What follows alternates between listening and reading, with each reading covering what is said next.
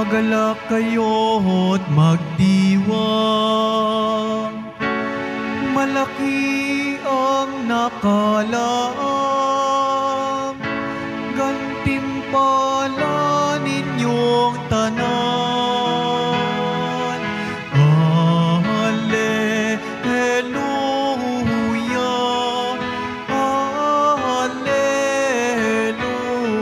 Alleluia,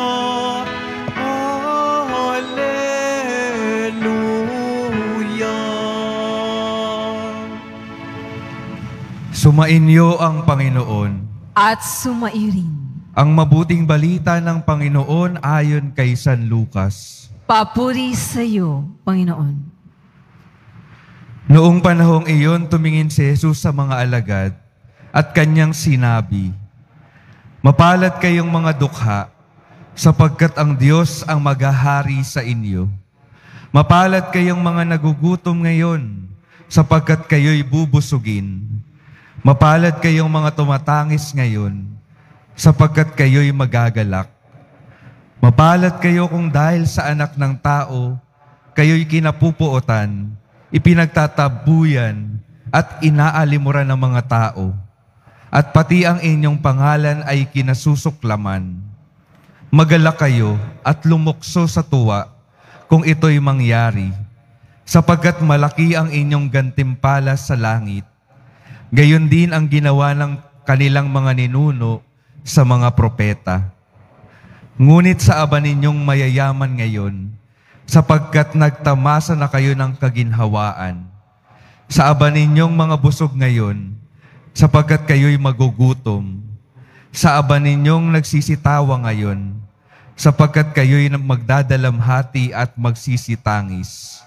Sa aba ninyo, kung kayo'y pinupuri ng lahat ng tao, sapagkat gayon din ang ginawa ng kanilang mga ninuno sa mga bulaang propeta. Mga kapatid, ang mabuting balita ng Panginoon. Pinupuri ka namin, Panginoong Hesukristo. Magsiupo po ang lahat.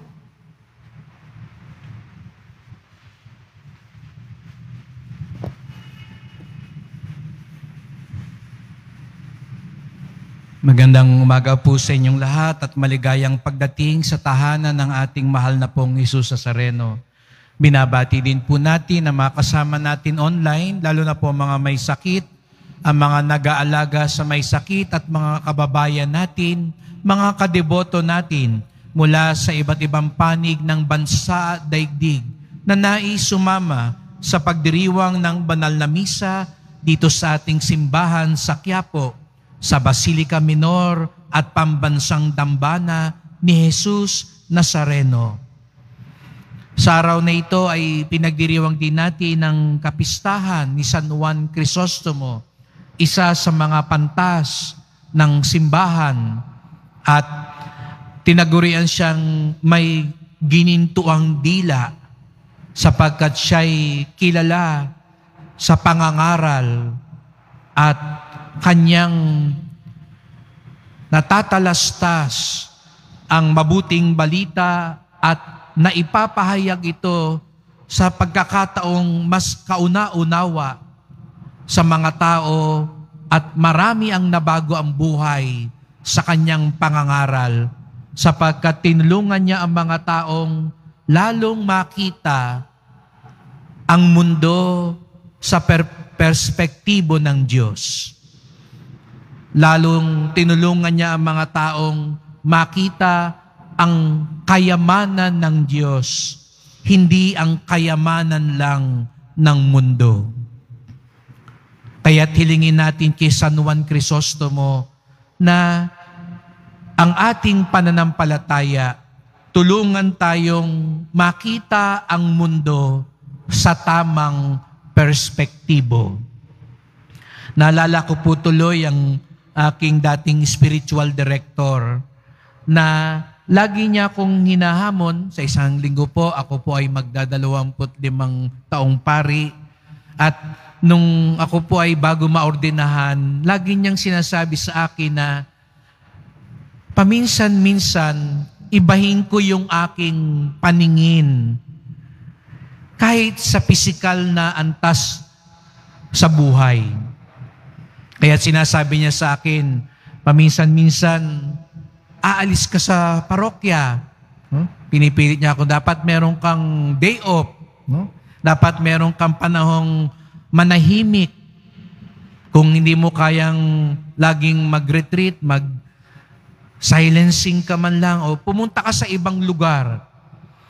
Kasi sabi niya, yung literal na pagpunta mo sa ibang lugar, makatutulong sa iyong pananaw sa buhay. Kaya minsan, punta ka sa bundok. Kasi pag nakita mo, nasanay ka, lalo na tayo sa syudad, na ang daming harang sa paningin dahil sa mga gusali. Pag nandun ka sa bundok, makikita mo ang mas malawak na pananaw. Nakakatulong ito sa pangunawa din sa buhay. Pumunta ka sa may dagat, no? Hindi ka naman kailangan lumayo. Pumunta ka dyan sa may Rojas Boulevard. No? Makita mo yung Manila Bay, huwag ka na lang munang aamoy. No? Pero pag nakita mo yung ibang pananaw, ibang paningin, nakakatulong din po yun. Lalo na kung sanay ka sa masikip na lugar, minsan di na natin nakikita ang mga tala dahil panay polusyon, panay mga gusali na. Subukan natin yun sapagkat doon mas lalo natin nakikita ang presensya ng Diyos. Kaya ugaliin din natin yun. Hindi naman ganun kagastos. Lalabas ka lang o mag-iba ka lang ng lugar. At bilang pari, sinisikap ko din po yun. Hindi lang sa mga pampisikal na antas, kundi maging sa sitwasyon sa buhay. Mahirap lang pong gawin dito sa Quiapo. Pero nung ako po ay nasa ibang simbahan, nagsisimba rin ako kung saan ako nakadestino.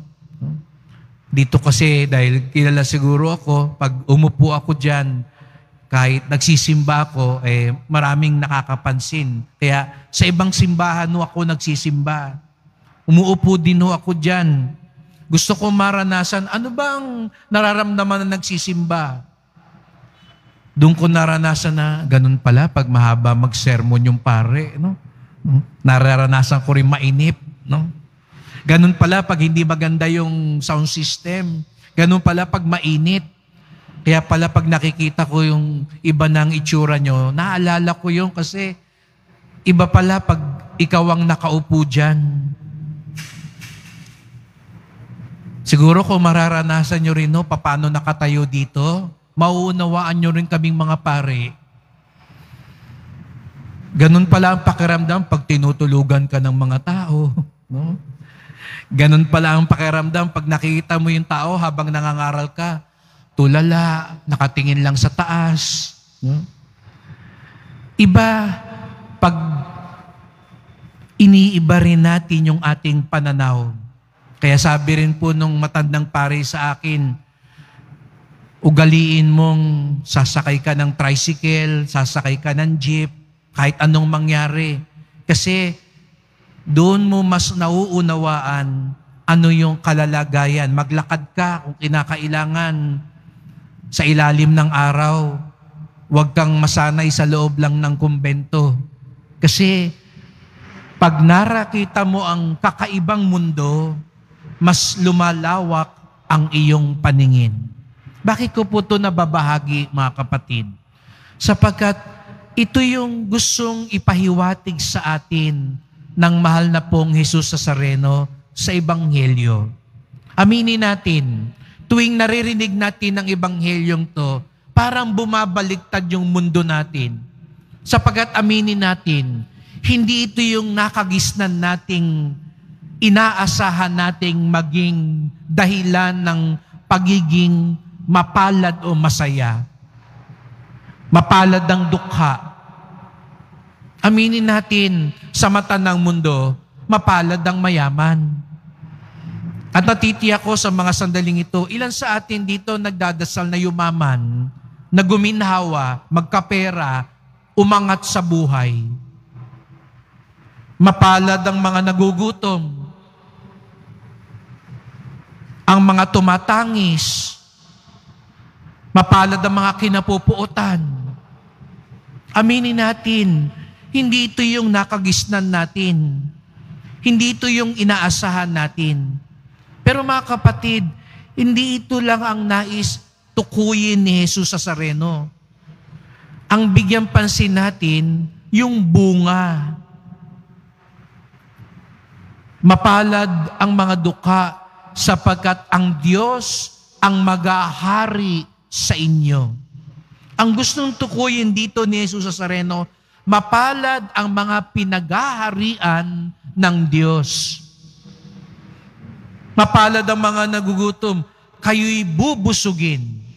Mapalad ang mga bubusugin ng Diyos. Ang gustong ipahiwatig lang dito ni Jesus sa Nazareno, hindi yung sitwasyon ang magdidikta ng buhay mo. Kasi sa buhay natin, madalas ang bukang bibig natin, kung mayaman lang ako masaya ako.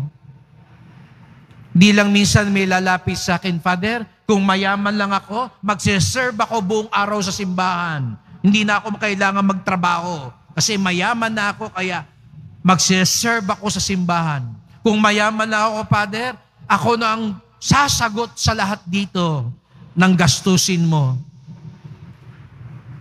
Kung wala lang akong problema, magbo-volunteer ako dyan sa pagtulong sa may hirap. Di lang minsan natin dinadahilan ng sitwasyon para sabihin, maiiba sana ang takbo ng buhay ko. Kung Amerikano lang ako, Father, matangkad ako, may kumpiyansa ako sa buhay, mas magiging masaya ako. Lagi nating ibinabatay ang kasiyahan sa sitwasyon. Kung hindi lang ako ulila, Father, hindi sana ganito ang buhay ko. Ito ang gustong ipahiwatig ni Jesus sa Nazareno. Hindi tayo alipin ng sitwasyon.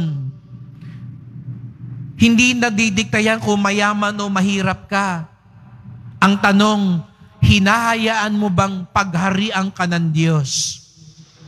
Hindi yan dinidikta kung gutom ka o busog ka. Ang tanong, nakasalalay ka ba sa Diyos? Kaya huwag tayong pakaalipin sa mga sitwasyon natin sa buhay, sapagkat hindi yan ang magdidikta ng direksyon natin sa buhay. Ang magdidikta, ang maggagabay sa direksyon natin sa buhay ay ang Diyos. Ang siyang tutulong sa atin sa pagtahak sa landas ng buhay, hindi ang mga sirkumstansya sa buhay, kundi ang pananalig natin sa Diyos. Yon ang tunay na mapalad. Kaya siguro hanggang ngayon hindi ka masaya, inaantay mong manalo sa loto, inaantay mong maibang estado mo sa buhay. May inaantay kang pananaw. Pero subukan mong ibahin yung pananaw mo. Gamitin natin ang pananampalataya natin.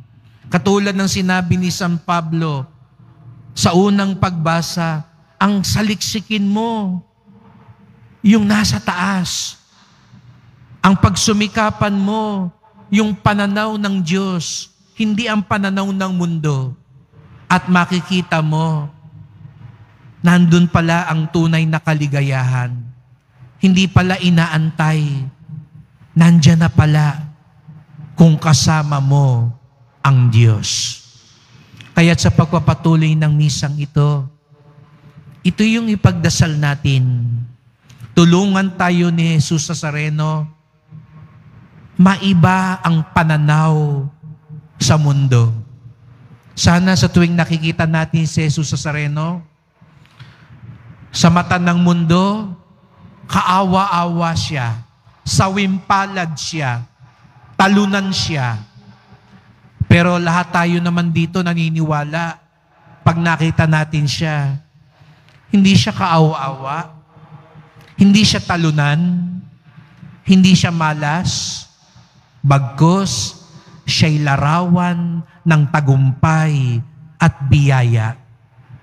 Sapagkat pag tumingin tayo sa Kanya, hindi panukat ng mundo ang ginagamit natin, kung hindi pananaw ng pananampalataya. Ganon din sana tayo sa buhay. Gamitin natin ang pananaw ng pananampalataya, ang paningin ng Diyos.